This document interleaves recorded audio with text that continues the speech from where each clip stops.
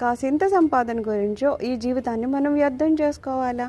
కాదు కదా. అప్పుడు భగవాన్ ఏమంటున్నారు, ఇంత కష్టంగా లేకపోతే ఇంత అసాధారణమైన మానవ జన్మ ఎత్తినప్పుడు మన లక్ష్యం కూడా ఏమంటున్నారు, అసాధారణంగా ఉండాలి.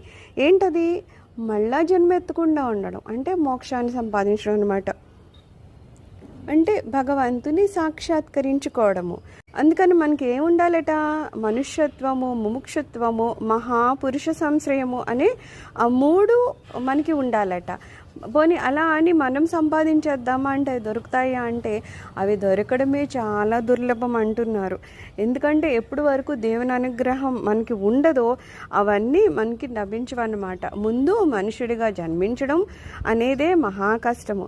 ఆ తర్వాత మోక్షత్వం అంటే మోక్షం కావాలి అని ఒక తపన మనలో రేగాలన్నమాట. అలాగా అందరికీ మోక్షం